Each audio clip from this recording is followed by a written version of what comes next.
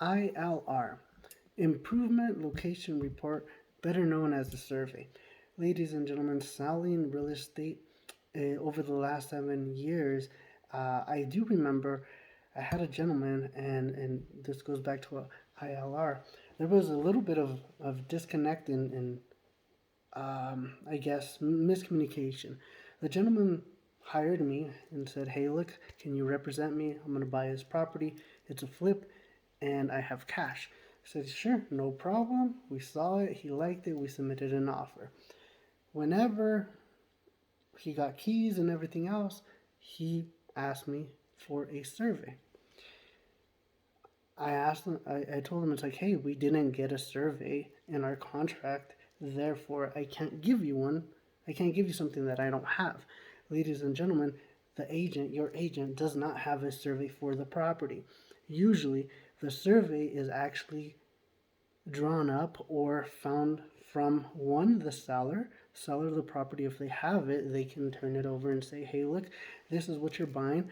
It's a, it's it can be 1 to 3 sheets of paper, usually on legal form, and it states basically the legal parameters, the street of where it's on, and it tells you where the house is on the property lines.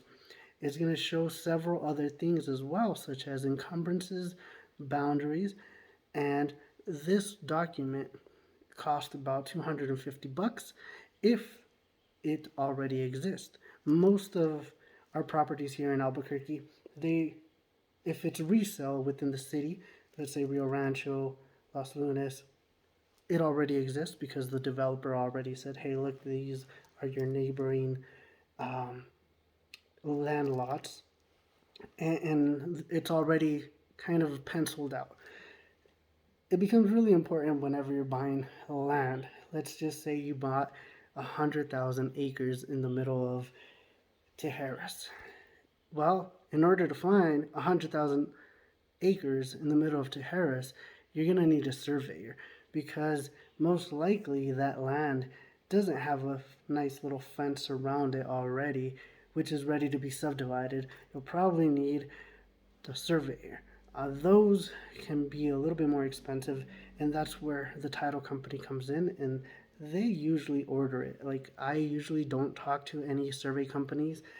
One, because I am just a regular member of the public. Yes, I might be a realtor, but I don't really know much about surveys, survey coverage, all that good stuff.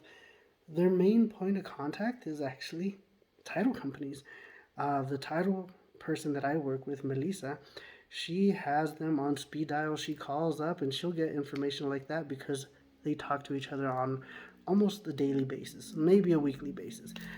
As a, if I call, I'm just Joe Smo from nobody. It's like I'm not gonna get a lot of information, and two, great service. It had going back, excuse me, going back to that story.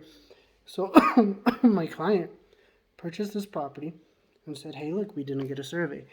I paid for a survey, gave it to him, but whenever we say survey, he was thinking, "Hey, can you rate my services from 1 to 10?"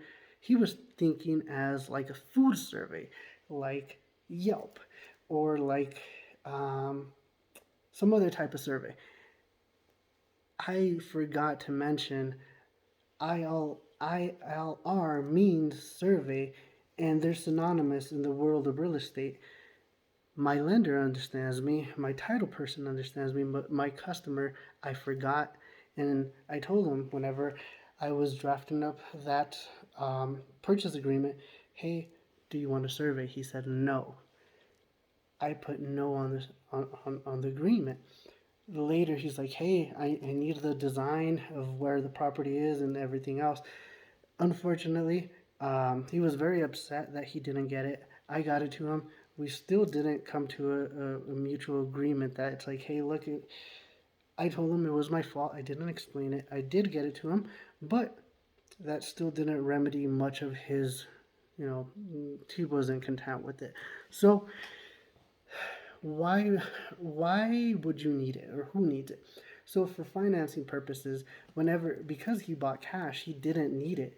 You can buy the property, you don't need a survey, you don't need survey coverage for it. He bought it, okay, cool, whatever.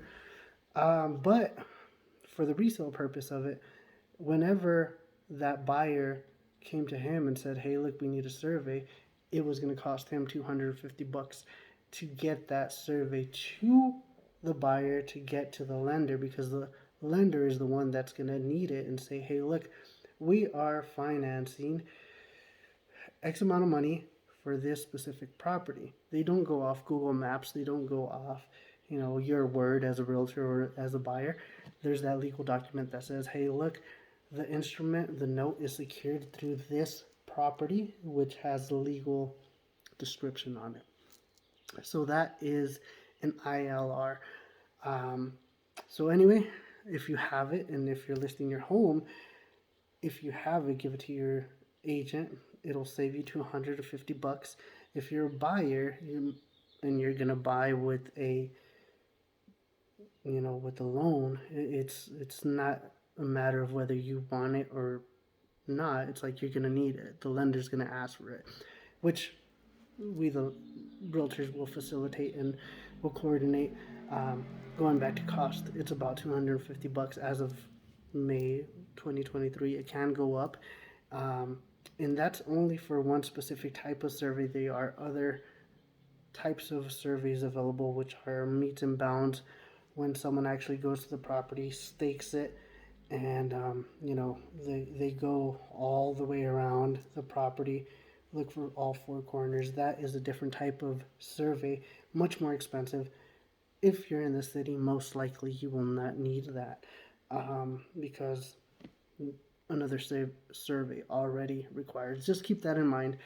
An ILR, improvement location report, and a survey in the world of real estate are very synonymous whenever it comes to buying and selling.